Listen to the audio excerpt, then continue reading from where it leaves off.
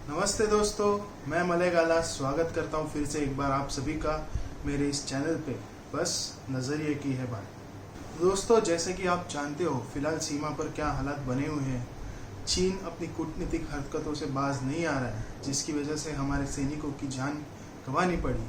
हमारे तकरीबन 20 सैनिक शहीद हो गए और इसका आक्रोश पूरे देश भर में है। देश के सभी लोग इस हरकत की निंदा करते हैं, जिसके चलते सभी लोगों ने चाइना के प्रोडक्ट्स को बॉयकॉट करने का निश्चय किया।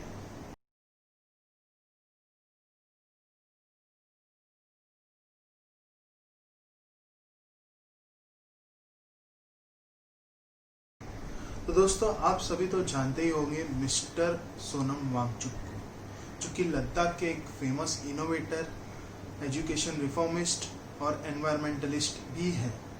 और अगर आप नहीं जानते तो आपको याद करा दूँ, 3 इडियट्स मूवी में आमिर खान ने जिसका रोल प्ले किया था, जी हाँ, फुनसुक वांगडू, वो ही है मिस्टर सोनम वांगचुक। अब इन्होंने तो मानो मुहिम से छेड़ दी है चाइना के अगेंस्ट, जैसे कि hashtag boycott China, hashtag bullet power versus wallet power, और कई लोगों ने इनका सपोर्ट भी किया है और हम भी करें। पर दोस्तों, सवाल फिर भी यही है, क्या ये काफ़ी है और क्या ये पॉसिबल है? तो आइए जानते हैं। कुछ ऐसी बातें मैं आपको बताने जा रहा हूँ जो आप सुनकर कुछ पल के लिए सोचने लगोगे। सबसे पहले दोस्तों, हमारे रोज़मर्रा के जीवन की बात करते हैं तो हमारे आसपास 80% की चीज़ें चाइना से जुड़ी हुई हैं। तो अब प्रश्न यह आता है कि क्या इसका कोई विकल्प है, और अगर विकल्प है तो क्या हम वो यूज़ कर सकते हैं, और अगर यूज़ कर भी सकते हैं तो क्या वो सस्ती है, महंगी है, क्या हम उन्हें खरीद सकते हैं? भारत के लोगों की मानसिकता ये है कि वो पहले प्रिफर करते हैं सस्ती चीज़ें कम दाम में, अच्छी क्वालिटी। अब आपको दूसरी महत्वपूर्ण बात बताता हूँ। चाइना के एक्सपोर्ट मार्केट में इंडिया का शेयर सिर्फ 3% का है, जो कि $70 बिलियन का है, और बाकी सब मुल्कों का सबसे ज़्यादा। तो अगर हम चाइनीज़ प्रोडक्ट्स बॉयकॉट भी करते हैं तो क्या इससे चाइना को असर होगा? उसके जीडीपी पे सिर्फ एक खराश सी आएगी।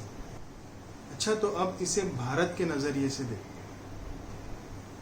दोस्तों, $70 बिलियन का सामान चाइना से इंडिया में आता है, जिसमें मैक्सिमम 60% इलेक्ट्रॉनिक्स के सामान हैं और 65% ड्रग्स, जो कि रॉ मटेरियल मेडिसिन्स में यूज़ होती है। सोचिए, अगर ये बंद हो जाता है तो इंडिया के कई बिजनेसेस ठप हो जाएंगे।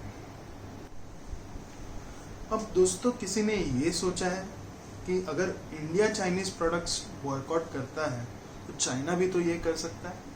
और आपको ये बता दूं कि इंडिया का 3rd largest export market China है, जो कि $17 बिलियन का मार्केट है। सोचिए, अगर चाइना इंडियन प्रोडक्ट्स बॉयकॉट करता है तो इंडियन मार्केट में क्या पोजीशन होगी।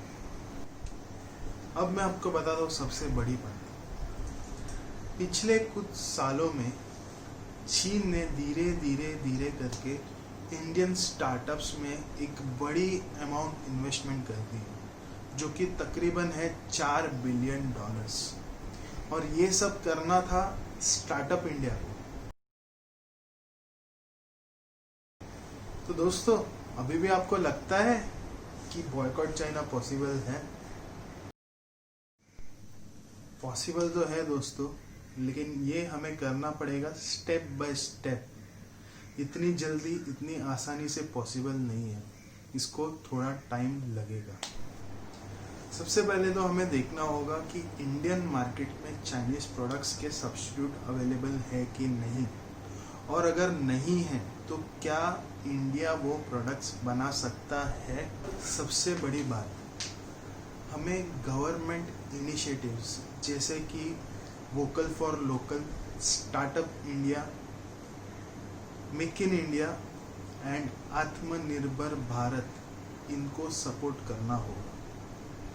हमें अपने देश में मास प्रोडक्शन करना होगा। जो चीज़ हमें बाहर के देशों से लेनी पड़ती है उसका उत्पादन भारत में करना होगा। सेकेंडली, हमें देखना होगा कि जो चाइना के प्रोडक्ट्स इंडिया में हैं क्या वो बाकी के कंट्रीज के पास भी है और क्या वो इंडियन मार्केट में एक्सपोर्ट हो सकते हैं, तो हम वो सब्स्टिट्यूट यूज़ कर सकते हैं। तीसरी बात, अगर कोई चीज़ बेहद ही ज़रूरी है और जिसका कोई विकल्प मार्केट में अवेलेबल नहीं है तो ही वो चीज़ खरीदिए। तो दोस्तों, ये सब चीज़ें हैं। जब हम ये सब चीज़ें कर पाएंगे उसके बाद एक दिन ऐसा आएगा जब हम प्राउडली कह सकते हैं we boycotted Chinese products and we are using make in India products. तो दोस्तों, ये तो है मेरा नज़रिया। अगर आपको आज का वीडियो पसंद आया तो प्लीज़ लाइक, शेयर और सब्सक्राइब कर दीजिए और नीचे कमेंट सेक्शन में आपका नज़रिया भी बताइए। Thank you.